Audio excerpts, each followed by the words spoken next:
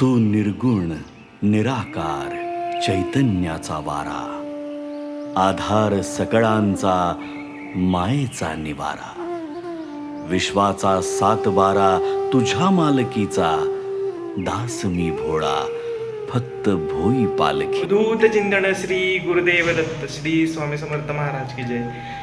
तर मी साहिल, नवीन ब्लॉगमध्ये तुमच्या सर्वांचं पुन्हा एकदा स्वागत आहे. आणि आज आपण जाणार आहे अक्कलकोटला, पुणे ते अक्कलकोट रेल्वेने.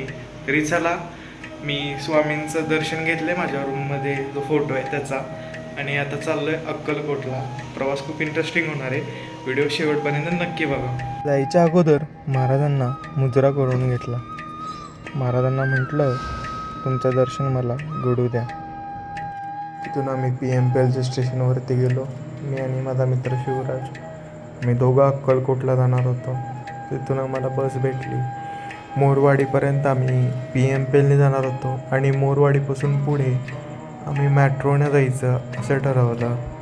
सो अगोदर मेट्रो स्टेशनवरती पोचल्यावरती आम्ही तिकीट घेतलं आणि शनिवार होता म्हणून आम्हाला 20 रुपयाला तिकीट भेटलं. अजून 20 मिनटं झाले जातात आणि मी आणि शिवराज चाललो आहे मेट्रोनी. आम्ही जाणार आहे पुणे स्टेशनला आणि तिथून पुढे आम्ही जाणार आहे अक्कलकोटला. मी आलो आता पुणे स्टेशनला. इथून आम्ही सोलापूरची गाडी पकडणार आहे आणि सोलापूरमधून गाडी चेंज करून डायरेक्ट अक्कलकोटला जाणार आहे. रेल्वे तर आम्हाला भेटली, पण बसायला काय जागा भेटली नाही बघा. प्रवास लांबचा होता म्हणून खालतीत बसून गेलो आणि माझा मित्र वैतागला आणि झोपून गेला. त्याला कळलं की मी व्हिडिओ करतोय म्हणून उठला आणि बघा कसा आता हसायला लागलाय. रात्रीची 1 वाजली आणि आजींची भांडणं चालू झाली.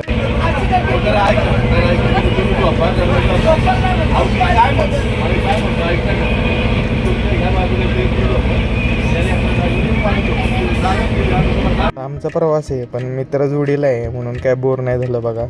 बघा आता कसा बघतोय, हसतोय आणि जरा जरा लाजतोय पण बरं का. जशी जशी आमची रेल्वे पुढे चाललेली तशी तशी स्वामींना भेटायची आस आणखीन वाढत होती. सोलापूरच्या अलीकडे जाऊन आमची रेल्वे काही वेळ थांबली. मनात फक्त एकच जप चालला होता, श्री स्वामी समर्थ, श्री स्वामी समर्थ, श्री स्वामी समर्थ. अक्कलकोटला जाण्याची ही माझी पहिलीच वेळ.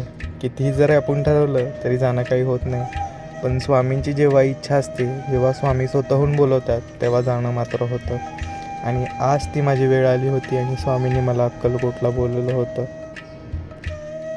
वाजले 8:30 आणि आत्ता आलो आहे आम्ही सोलापूर स्टेशनला. आम्हाला याला, जर तुम्ही यूट्यूबला कोणाचा व्लॉग बघून येणार असला तरी रेल्वेने याच्या अगोदर विचार करा, कारण आम्हाला पुणे ते सोलापूर यायला 7 तास लागलेत, जो की फक्त 4 तासाचा प्रवास आहे. त्या प्रवासासाठी आम्हाला 7 तास. आम्ही अक्कलकोटची बस पकडली आणि निघालो अक्कलकोटला. सोलापूरवरून अक्कलकोटला जायला 1 तास लागतो. आलो आहे आम्ही स्वामींच्या समाधी मठात. स्टँडपासून फक्त 5 मिनिटाच्या अंतरावरती आहे स्वामींचा समाधी मठ. आपण चाललो आहे स्वामींचं दर्शन घ्यायला. तर व्हिडिओ खूप इंटरेस्टिंग होणार आहे, तरी चला माझ्यासोबत.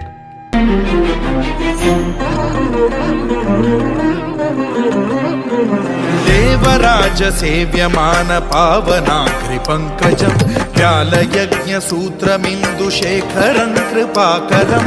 देवराज सेव्यमान पावनाग्रि पंकजं व्यालयज्ञ सूत्रमिन्दु शेखरं कृपाकरं. नारदादि योगी वृन्द वन्दितं दिगम्बरं काशिकापुराधिनाथ काल भैरवं भजे. भानुकोटि भास्वरं भवाब्धिकारकं परं नीलकण्ठमीप्सितार्थदायकं त्रिलोचनं कालकालमम्बुजाक्षमक्षशूलमक्षरं काशिकापुराधिनाथ काल भैरवं भजे.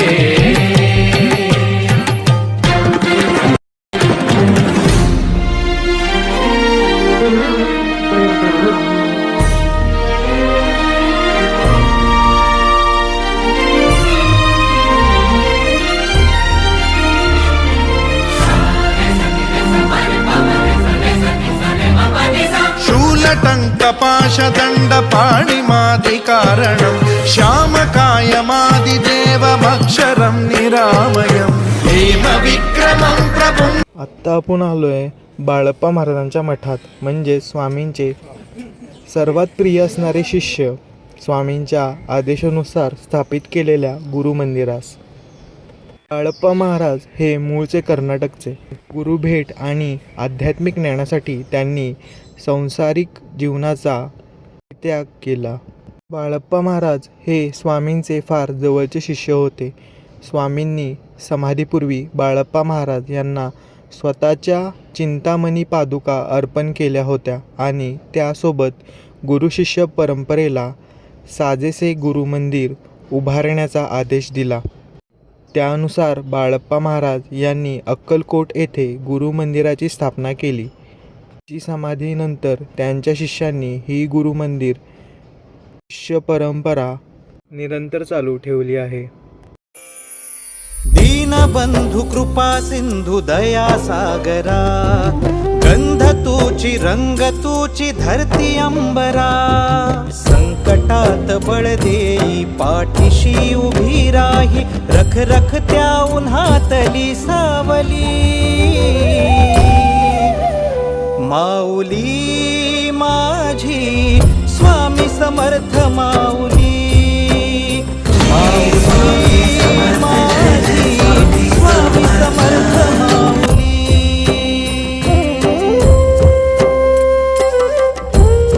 सो हे गाईज, आजचा व्हिडिओ कसा वाटला मला नक्की सांगा. आवडला असेल तर लाईक करा,